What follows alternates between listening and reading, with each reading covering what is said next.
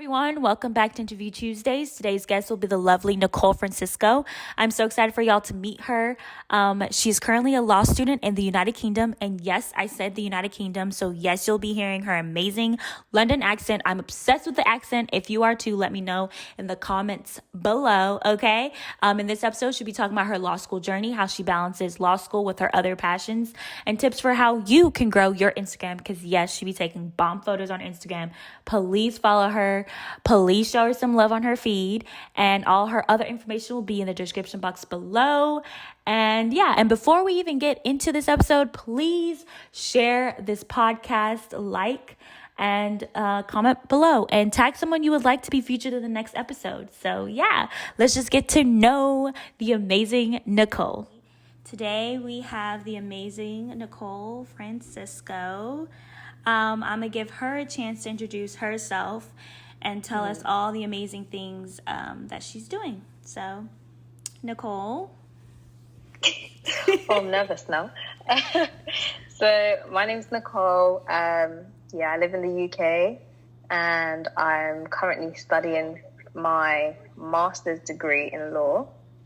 I also do YouTube, a little bit Instagram. But yeah, that's me really, nothing too special. Girl, you're killing the Instagram game. And I love your YouTube videos. I be watching them. So. Oh, thank you. Got to support. I'm trying to be more consistent, but it doesn't work out. 2020 just didn't work out for me. So, we're trying, but it's not working out.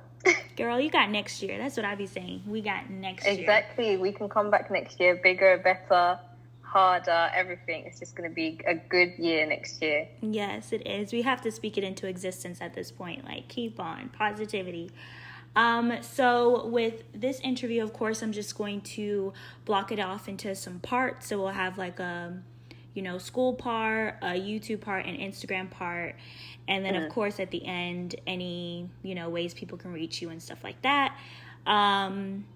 Hopefully we stay on topic, but we might not. So we go with the flow here. So I guess we can just start off with the school part, and you can tell us a little bit more about that. My first question for you is I know you're going to school because you want to be a lawyer. So what made you interested in that career path?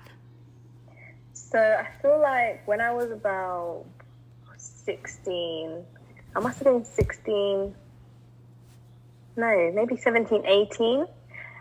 This is when the whole Sandra Bland thing happened. And I think just seeing that for me was such a big kind of wake up call. A lot of people of color are not really represented within the law area. And I feel like we need people of color defending people of color, so then they have a higher chance of justice and stuff like this. So I think that really did motivate me to do law at the time. So just seeing everything then, and I started researching it, and I realized there were so many other stories where people were just getting killed off, or just not really getting fair trials, anything like that, just not getting justice, because obviously the system's corrupt anyways. But yeah, so then I saw all of this, and I just thought, yeah, this is what I want to do. I want to help people of color, help other people as well, just to get fair trials, fairness within everything in law, really. Because, everything that we've been through this year as well just goes to show that the world we live in is very corrupt, and it's not fair for our kind of people. So I feel like the more people that can help them, the better chances that we have, going forward. Yeah, I totally agree. I'm all about become the system instead of be on the outside. So we definitely need more Black people in legislation and judicial, and I don't know the branches, but they're there. They're one of those. I think I did them correct. At least the U.S. ones. I don't know the U.K. ones, but it's still the same. Yeah, it's still the same. So I'm guessing that's the kind of law you want to do. What would that be, defense attorney or something like that? Or is that prosecution? What kind of criminal law? Yeah. Okay. So initially I wanted to do criminal law. Okay.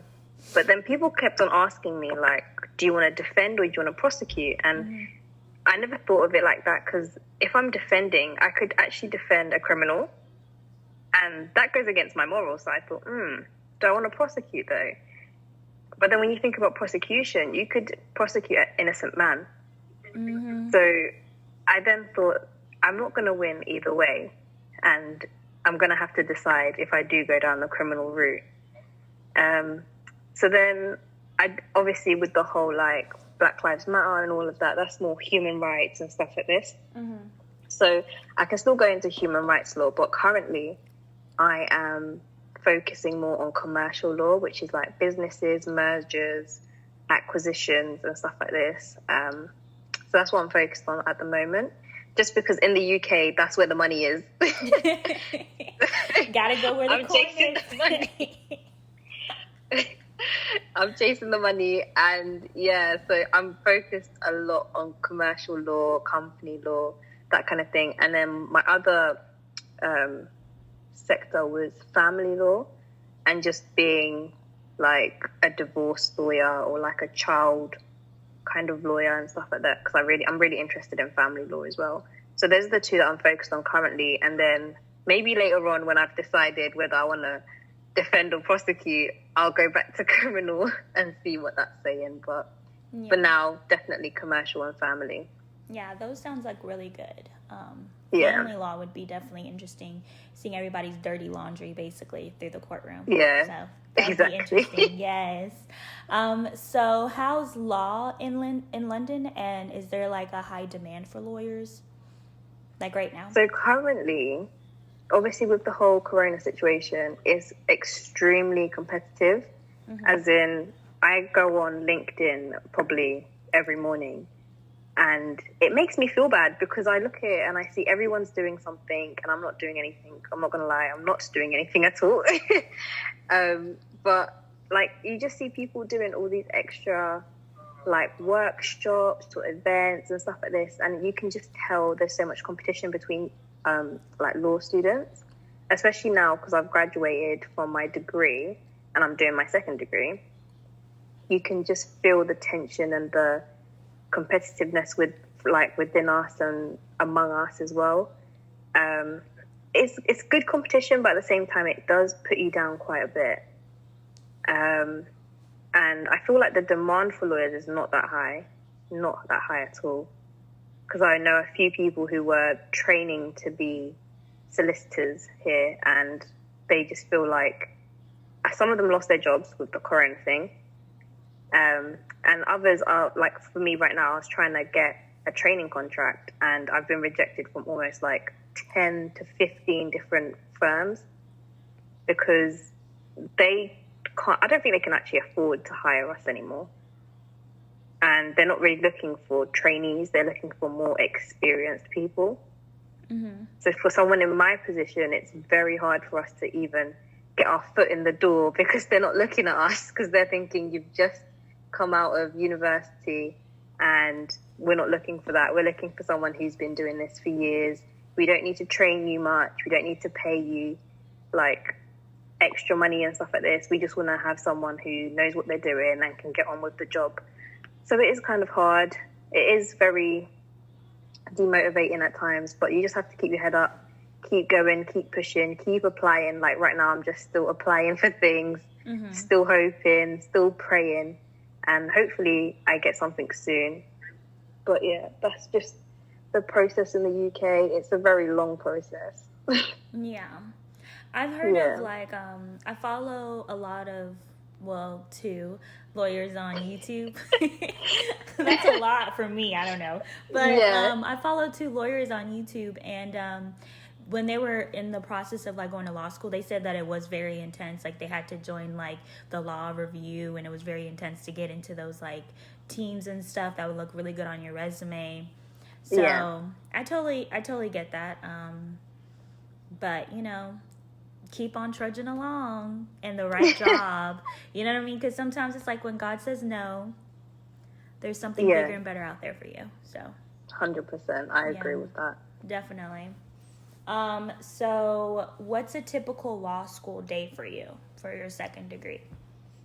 So currently I only go in 1 day a week, and it's a full-time course. So they have us basically studying for 2 days.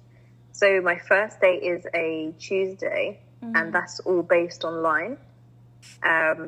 So all my seminars are about 2 hours long, and yeah, it's different subjects. So it will be 2 hours long, and then most of the time they are back to back, but it's only 2 different topics that I do a day.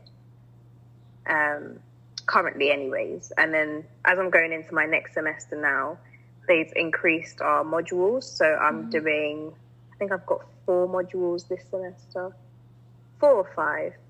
So I'm anticipating that Tuesday will probably be 3 different sessions online. And then Wednesdays, they make us go onto campus. And usually is 2 modules that day, 2 hours back to back. So I'm basically there for 4 hours a day. It's not that bad at all. It's not really bad at all, because I don't have any early starts. All my starts in the evening, afternoon time, and they're not too bad. And then obviously, if I want to go in earlier, I just go to the library, do some extra reading, just catch up with anything I do miss. And then afterwards, I tend to come home because I'm too tired to stay. I'm not about stressing myself out and making myself tired. I will come home and relax my mind because I need it after all of that learning. So yeah, that's really my day, and there's nothing more to it. Other than that, the most I do is at home because it's only 2 days that I have to be like present. And then when I'm at home, I dedicate certain days to certain topics, and I only do, I would say, 2 hours per topic, just because I know my work capacity, and I know that if I do maybe 3, by the time I get to 2.5 hours, my brain's a bit too tired and I'm not really taking anything in. So I'd rather just do 2 hours, 2 good hours of something, and then give it a rest than to force myself to do more than that and not take in anything. That's good. At least you have it like, you know yourself and you're already on a rhythm. So Yeah. Because when I was in college, ooh, girl. It took a lot though. Like, it didn't just come natural. This took like 3 years of practice. Yeah. So now it's like embedded. So I know, like, okay, if I do 2 hours today, I can rest tomorrow, or I can do 2 hours tomorrow. And yeah, that's about it, really. Girl, I'm proud of you. Thanks, girl. You go, girl. So how is law school? Like, you say it's not that bad, like when it comes to like the time frame and like the time commitment, but like, how are you enjoying law school? Especially since due with COVID, a lot of things have changed, but how are you enjoying it? I wouldn't say I'm enjoying it at all. I can't lie, I'm not enjoying it. I'm not. It's very difficult. It's honestly probably the most demanding course that I've done, just because of how content heavy it is, and they cram it all into about 10 weeks for a certain thing. So in 10 weeks, every week is something different. Every day is something different, and it's a lot to take in. You have to remember stuff. The only good thing is that the exams are open book, so I'll have notes. I will have notes, so I'm going to be okay.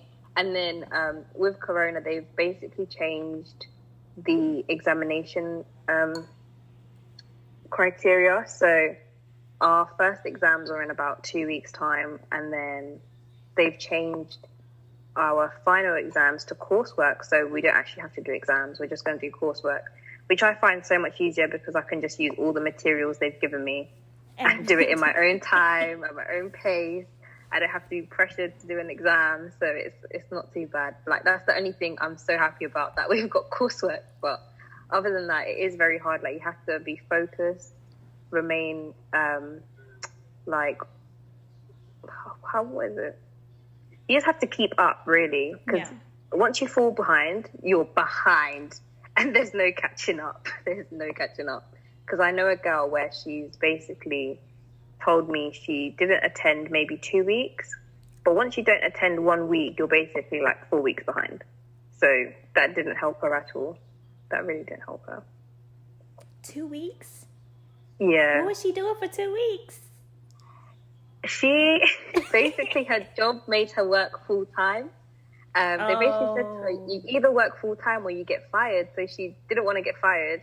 And she told them she had uni, and they said, we don't care. Like, in the UK, they're really rude. They actually tell you, we don't care about whatever else you've got going on. Like, you work here. So she decided to do her full-time hours and do uni at the same time. But the days clashed. So she was like, okay, I couldn't go to uni these 2 weeks. I had to go to work. And yeah, she just fell behind. I don't know if she's caught up now, but yeah. Wow, them jobs be acting like that's the only thing you want to do for the rest of your life. Like you try to climb up the ladder. Like, no. Yeah. Like, you start at the bottom and make your way up. Yes. And that sucks because they know what's going on right now with the COVID, so they know that it's kind of hard to find other jobs. It's not like, a regular, when life I can leave today, get a job tomorrow. Yeah. Unless you want to work at McDonald's. Huh? They're like, you need us. Yes. I'm like, I guess McDonald's doesn't seem that bad. Let me go to McDonald's real quick. I'm feeling people aren't even getting McDonald's jobs anymore. That's how serious this is. People out here aren't getting McDonald's. Girl, McDonald's, those are the only jobs hiring right now. It's McDonald's. There's like gas stations hiring. Like, yeah. It's like, I guess, the essential, what the government wants to call essential workers or whatever, like the food restaurants and stuff. Yeah, they're kind of hiring. But I'm like, who really wants to work at McDonald's or at the gas station? Nobody. But I mean, if you need money, like, go where the money's at. You know what I mean? Exactly. I ain't judging. I mean, if I didn't have a job, I'd probably be working at McDonald's too. Like, I'd be chilling. Like, gotta get it where you get it. So how was the application process for law school for you? Like, was it demanding? So I know in America it's different because you guys have to write like some kind of essay or something. LSATs, I think. It's called the LSATs. Yeah, we don't do that. We don't do that. We just basically, like, because I went to the university I go to now is the one that I'm still going to anyways. That's the one I did for my first degree as well. And the most they get you to write is like a personal statement as to why you want to do that course. But that was for my first degree. And even for my second one, if I was to move universities, they would usually ask me to write a personal statement, which is probably about 500 words, nothing too major.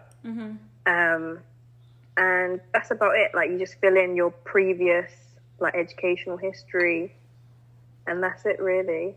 Other than that, it's so simple. We don't have to sit any tests, anything like that. You don't even have to take a test to get into, like, the first part of college? Like, you don't have to take a test? No.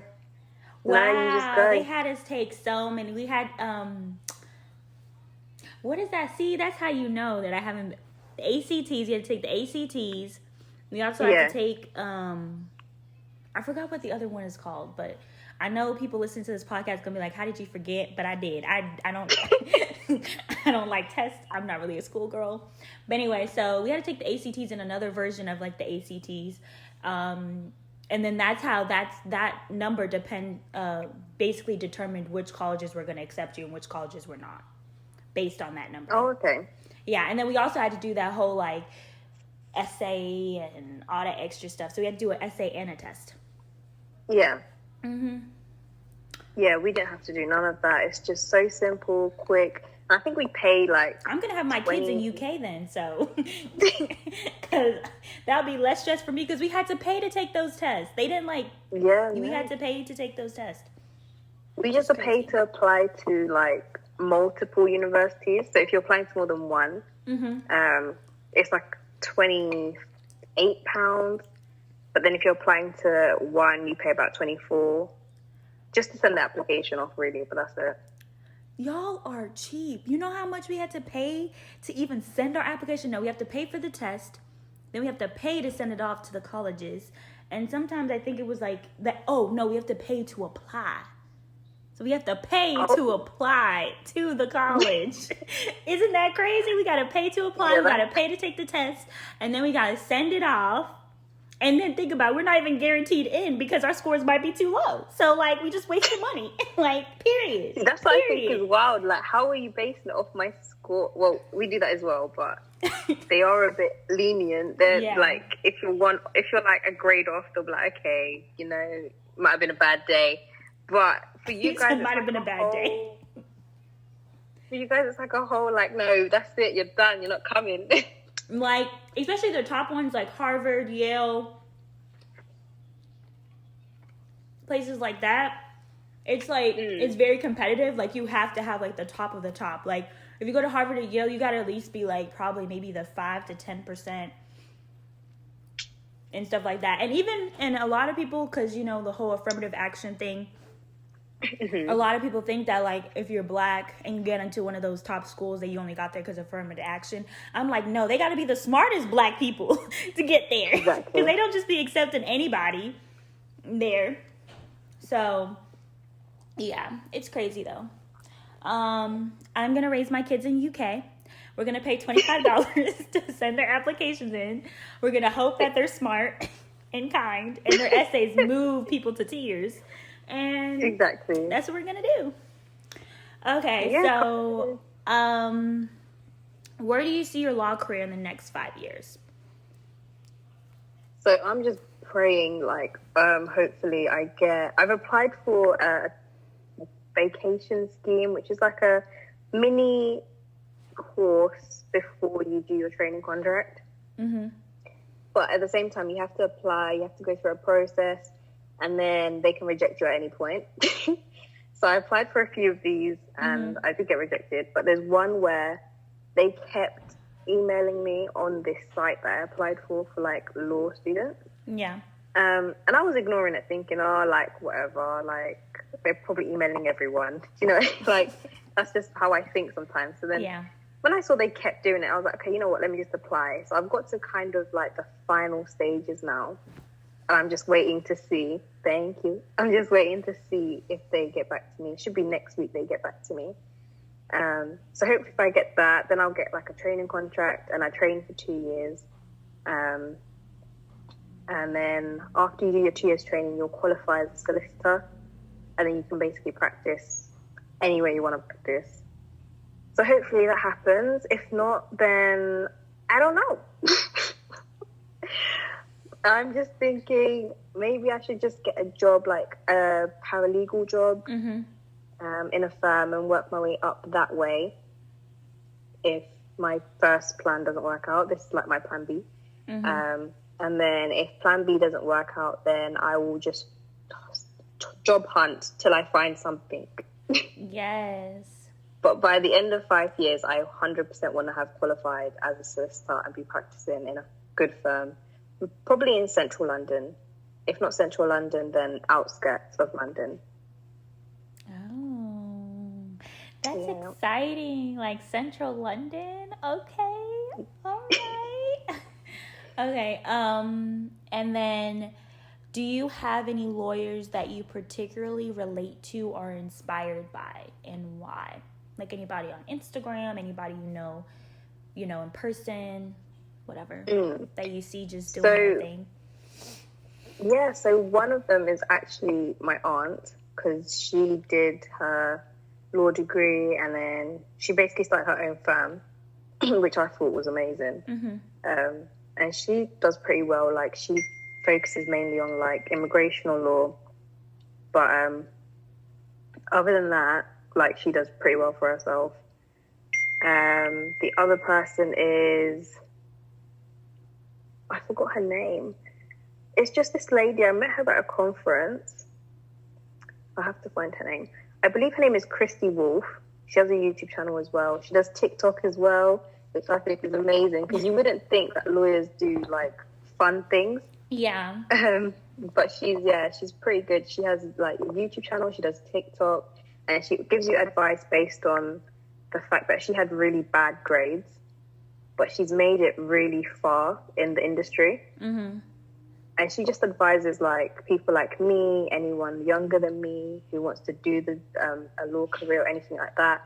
Just advises us on how to not give up basically and persevere, and how it is basically possible to do well and get into law without being like a brainiac, really.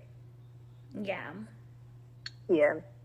And then other people are just off like Suits and How to Get Away with Murder. That's about it. Okay, so the last question I have for you that pertains to this subject matter is, how are you able to balance law school with your hobbies, passions, work, family, friends, all that good stuff? That's actually interesting, because I feel like a lot of the time I like to do what I want to do. So I put my social and like family, friends, I put that first, which I feel like when people hear that, they're going to think, how can you put that before, you know, like your education or like your degree? But I feel like for me, it just helps my mental health, like just to know that I can do what I want to do, but I'm still able to go back to learning. Like I don't put too much emphasis on learning for myself, because I think I would go insane. And I've seen people who put so much like pressure on themselves, and then they don't do as great as they would like to. And it's like, okay, so you wasted all that time stuck in a box or stuck in a room or stuck in a library and not enjoying your life really, and not giving yourself that time to wind down and like take a break, and you haven't done as well. Whereas for me, I would be like, if my friends say to me, oh, let's go out, I'll make sure that I've done my work and then I will go and do whatever. But I know it's something that I want to do, so I'll be like, hey, if I want to go and do this, let's make sure that this is done and we can do this still. I will never cancel on someone because I haven't done what I need to do, because, yeah, that's my fault. I should have done it. Yeah. But then also when you go out and you haven't done something, in the back of your head you're thinking, I need to be doing it, and you're not doing it. But I'm just someone, I don't feel guilty about it later on. I'll just be like, oh, okay, yeah, it wasn't done. What now? Girl, can't change it. I mean, at the end of the day, it's like when you... I'm not going to talk about death, I guess, because, I mean, COVID-19 has just been taking people away. But I guess, like, whenever you move on to the next life, wherever that life, whatever you may believe, I believe in Jesus Christ. I'm guessing you believe in Jesus Christ as well. So we know the next place is heaven. Okay? When you go to heaven, you know, I don't know if you really have time to reflect on your life on earth, but I would hope that if you do reflect on your time on earth, you would be like, oh, okay, at least I made the most out of it. Like, exactly. You know, you're not, I don't know if anybody really sits on their deathbed and is like, wow, like, I'm so proud I spent all them hours in that classroom. Like, they're probably like, yeah, I don't think no one does that. Yeah, they're probably like, oh, I'm so happy that I was able to always be there for my friends and my family, and we hung out, we made memories. Like, you know? Yeah, so. Like, I feel like the best thing to do is always make sure you have that time away from studying or whatever you're doing, just to take a break, really, take a breather, because it will benefit you in the long run. Next section is going to be YouTube. So, yeah, I have a couple questions about your YouTube channel, because, you know, you got a YouTube channel, and I like your content, and I can't wait to see more of your content, you know. Putting that into the atmosphere, 2021, let's document your journey, you know, let's have fun with it. 100%. So what made you start a YouTube channel? So, again, I started watching YouTube when I was when I was 17, 18 years old. This is when, like, in the UK, some of the big UK YouTubers, this is when they were coming around. And I remember watching them, and I was just thinking, wow, like, this looks fun. It wasn't even for, like, money. Like, 'cause I know a lot of people do it now because, oh, we can get rich quick, or, oh, I can buy this and I can start getting that. And it wasn't even for money. It was just, like, I just want to record stuff. And I like editing. I feel like I love editing. Like, I've always been into editing videos, editing pictures, just that kind of stuff. And playing around with effects. So I feel like that was just something I was like, yeah, like I can really do this. But the main reason was because I saw other people do it, and it just looked like fun. And I just thought, yeah, I want to have fun too. I want to share my life with people. And I just thought, yeah, let's just start a channel, see where it takes us. If it blows, it blows. If it doesn't, I'm still having fun and I'm doing something that I love at the end of the day. So yeah, that was really my main reason of starting it. And what kind of content do you create? So at the moment, I'm just dabbling in everything. Like there's no specific angle that I'm going with, because a lot of people say like stick to your niche, find a niche and stick to it. And then one of my like really close family friends, she said to me that, why do you have to put yourself in a box and like stick to a niche when you can just do everything and entertain a wider crowd? And I said to her, you know what, that's actually very truthful. I never thought of that. So I feel like a lot of my content is just like random stuff, but it appeals to someone and someone's going to watch it. So I really don't care. I'm going to make what I want to make and people are going to watch it. And for me, I feel like, let's say if I finally do find a niche, majority of my content will be that. But I will still do other things. So at the moment, I do enjoy vlogging. So I try and do vlogs. I've done a couple how-to videos. I've got a skincare video, I think, yeah. And just like, I've got some like behind-the-scenes videos because I did some modeling, and then, I went to another photo shoot as well. So it's just a bit of everything, really, just trying to broaden my horizons. I mean, in all honesty, it's like a lot of YouTubers nowadays are doing that type of stuff, like just making random videos over everything. So I think it's really good because you never know, like, that's how you can see what your subscribers like to see the most anyways whenever you start trying new things out. What do you hope people learn from your channel? Like a message? So one thing I did want to start doing as well was law-related content. Just because I feel like there's a lot of people that don't know what they get themselves into when they sign up to do law. So I hope like people can, like 100% 2021, I want to start doing that. And I hope people can learn from that, just the difficulties and the realities of being a law student and stuff like that.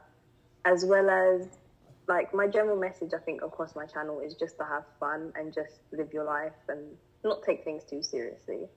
Because I feel like nowadays everyone's just so in their heads about we should look a certain way, by a certain age, you have to be achieving certain goals. And that's not it at all. And there's a lot of pressure from society.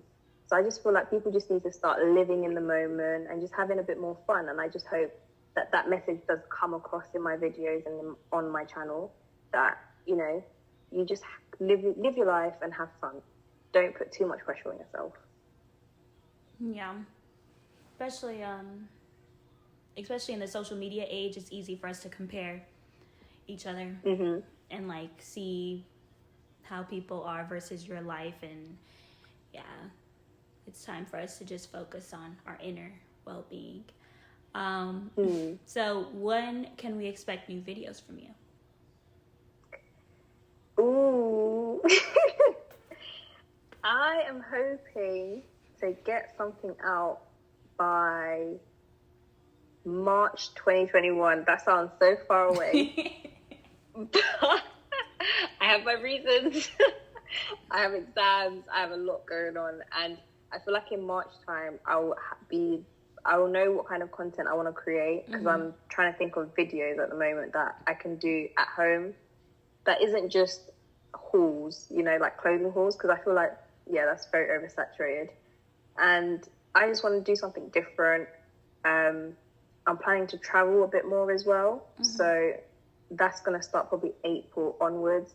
So I'll probably do loads of vlogs traveling. So so anytime from March 2021 forwards, you'll see more content from me on my YouTube, that is. Okay, March 2021. We are excited about that. Yeah. So now we can go on to your Instagram, girl, because I saved the best for last, you know. Yeah. Your Instagram is popping. I love your Instagram Thank you. content. Your outfits are amazing. Oh, thanks. Makeup always on fleek. Accessories, cute. Um, so, um, how can people connect with you to collaborate, like when it comes to your Instagram? So you can literally just DM me. I read all my DMs because I don't get that many, but I read all my DMs. I'm a nice person as well. I'll always reply DMs. I'm not like stuck up or anything like that. My email is also on my Instagram page. So yeah, you can just click the email. It'll come directly to me, and I'll reply. But yeah, that's about it. Or even just comment under a picture and ask me to DM you, and I will do that because, you know, we can all talk through the comments and share the love. Yes. And so when it comes to your Instagram, do you have a posting schedule or do you just, post whenever? I like to think that I have a schedule, but I don't because I plan events. A lot of my Instagram content is when I go out or if I go for dinner, if I go certain places and I take nice pics and I've thought about my outfit. That's when I'll take pictures for Instagram. So yeah, like usually it's when I've got a few events, and this year I was supposed to post I think about 5 pictures towards the end of the year, but then in the UK they've got us in some weird lockdown where almost every city's in a different section and you can go out in one place but you can't go out in another place if you're there. It's very weird going on over here. But yeah, because of that I had to cancel all my plans and none of my pictures got taken. None of my outfits got worn. Yeah. So yeah, usually it's just when I go out and take nice pictures. I do try and post if I do go out quite a bit, I do try and post every week on a Sunday. Because that's what my interactions tell me is the best day for me to post. So it usually is on a Sunday around 8 p.m. Every week, yeah. Okay. And like when it comes to your style, this is not even one of these questions, but like I was thinking about it because we were talking about your fashion. How do you figure out your outfits? Like how does that come in play, and your hairstyles? I know this has nothing to do with it, but like I am trying to learn. I am such a basic person when it comes to hairstyles or outfits. So like for everybody who's like me who's listening, how do you come up with it? Like how do you set up like your hairstyle? Do you have a hairstyle schedule? Like how does that even go?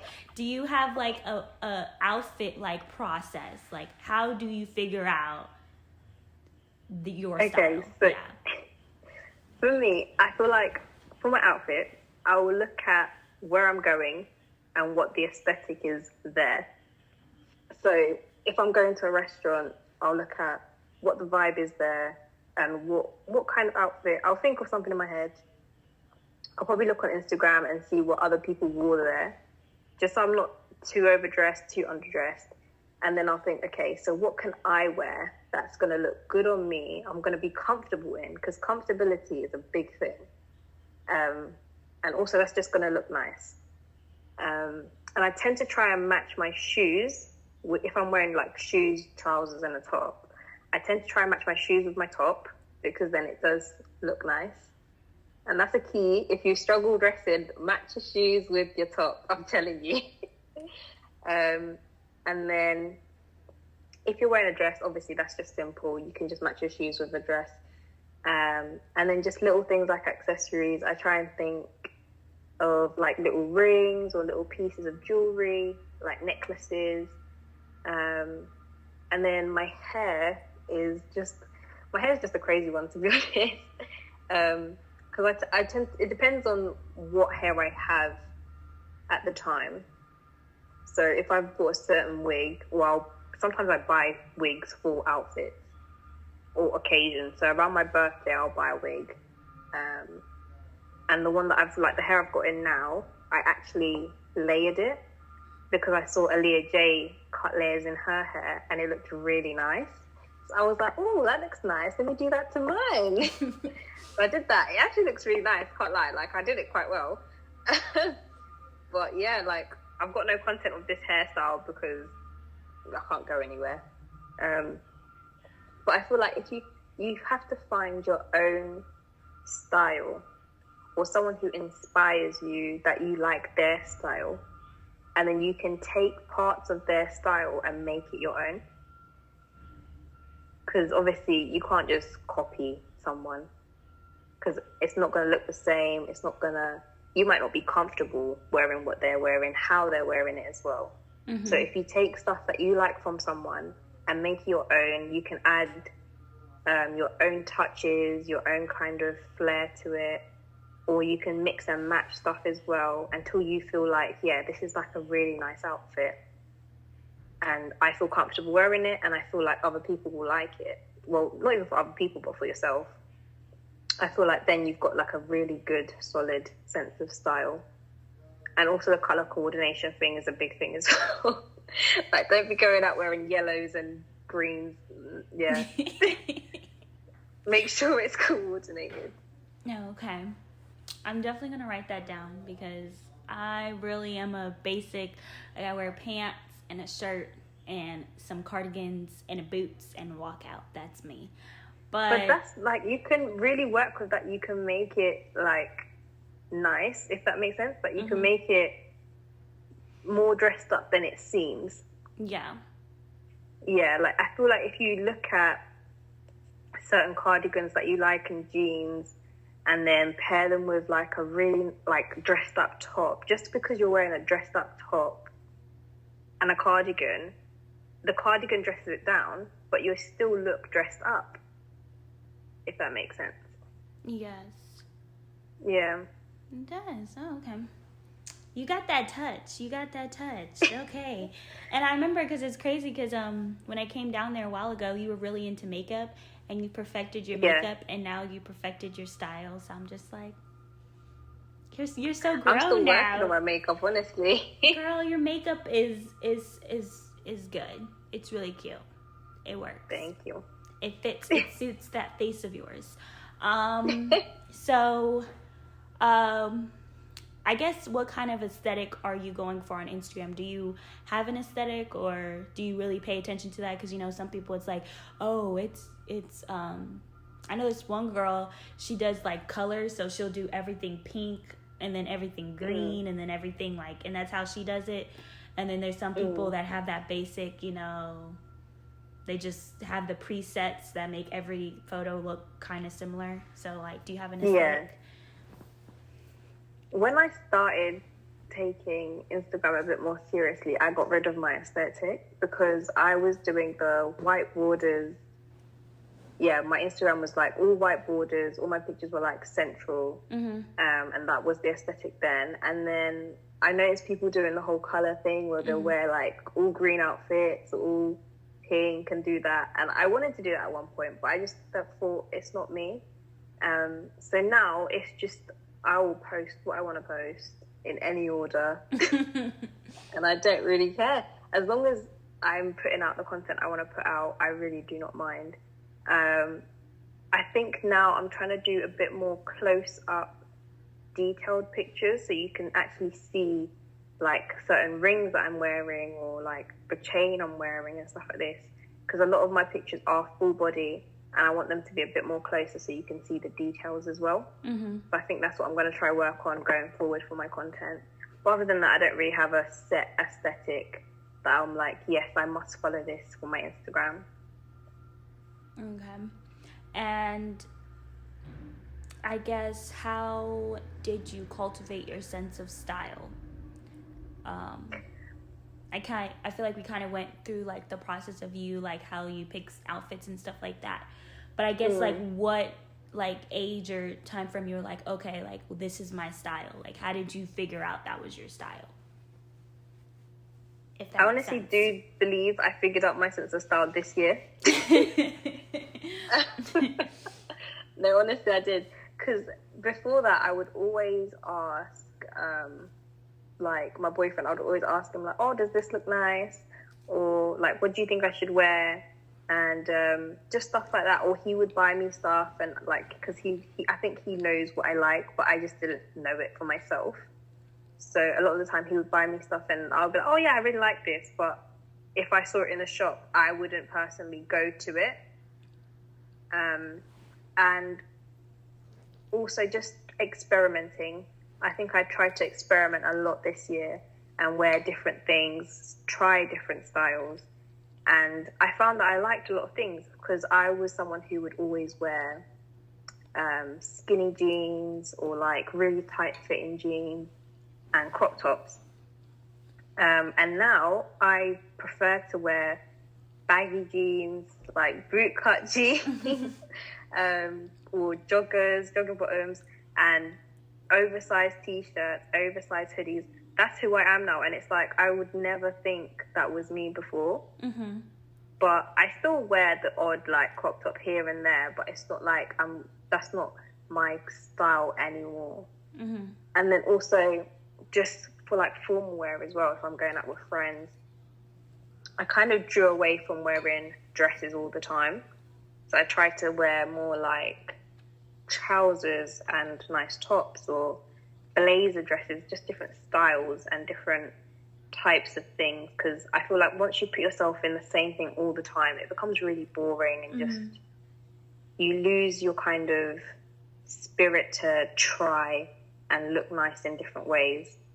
Whereas when you're experimenting, you can try something on. You might not like it, but at least you've tried it. Mm-hmm. And one day you will find something maybe in that same style that you didn't like before, but you might find something different and you actually like it on yourself, and you'll say, okay, like I can wear these kind of things now because I know how to find something that will suit me in this style. Yeah. That's it. And any advice for people who are trying to conquer the Instagram game? I think if you're trying to really get into Instagram, don't compare yourself to anyone else because that will really affect you. That is so hard not to do though. But I know it's really hard, but you just have to focus on your own growth and your own development. Mm-hmm. Try and get as many people as possible to share your content, reshare, likes, comments. Obviously, the algorithm has changed now, so you need people to save your pictures as well. So try and get people to save, even if it's your family members. Tell them to save your pictures on Instagram. Comments, likes, shares, and then what else? Stay consistent. So I think if you do have a posting schedule, that will definitely help you. Because two of my friends, family friends, they've kind of blown on Instagram because they would have like a posting schedule. They remain consistent. I think they just found their kind of niche on Instagram as well. So they knew the content that their followers wanted to see, and that really helped them. And they've now got, I think one of them has she's almost at 30K followers. Yeah. And the other one, I think she's almost at 10, above 10. And they're doing really, really well. And also I think making sure your pictures are clear and crisp. So make sure you get those good editing apps, because sometimes I see pictures and I think, oh, why did you post that? It's a bit blurry, and it does deter people from liking your picture. So the quality of your picture does really count, even though you might think, oh, it's a little bit blurry, it doesn't matter. It matters. It honestly matters. Yeah, people really got to see what they're supposed to be seeing. So yeah, makes sense. And then the last question I have for you is, how can people connect with you, support your brand, YouTube channel, and basically see your journey as a lawyer / ask you questions? So if you want to connect with me, again, just follow my Instagram. Send me an email, send me a DM, comment on my picture, ask me to DM you. I will happily do that for you. My YouTube link is in my bio. It's always in my bio. So if you wanted to see my YouTube videos or anything like that, that's in my bio as well. What else? What was the other thing? Oh yeah, my law journey. So with my law journey, I don't really post that a lot, but obviously I'm going to try to start now. I might make a law page because a lot of my friends actually have legal pages as well as their normal Instagrams where they post their law journeys. So I'm thinking to start that as well. And I do frequently do like ask me questions on Instagram. So if you ever wanted to ask me something on there, like even if it's like something personal, that's fine. You can ask me anything on there as well. But yeah, just look out for my stories for the ask me questions thing. Well, I just wanted to say thank you for taking the time out of your busy day to do this interview with me. Thank you guys for watching this episode. I hope you guys enjoyed. If you guys would like more episodes like this, please make sure to share with all your friends and family. Like, comment below, tag someone you would like to be featured because you never know who'll be next. I'm enjoying doing this podcast for y'all. I'm definitely working on consistency. Please give me grace. But I hope you guys are learning something from these amazing women because they're doing their thing. And I'm so happy to be highlighting amazing women of color who are doing their thing, dominating their industry, because that is my purpose. I want to uplift, empower, and motivate women of color to chase their dreams. So yes, please follow my girl Nichole. All information will be in the description box below. Please make sure to also check out my blog, check out my YouTube channel. Please subscribe, please share, please follow. I would love that so very much. And just tag someone in the comments who's doing their thing because I would love to follow them and I would love to show them some support. So yeah, I hope you guys have an amazing day and please keep doing your thing, bossing it up, and living your best life.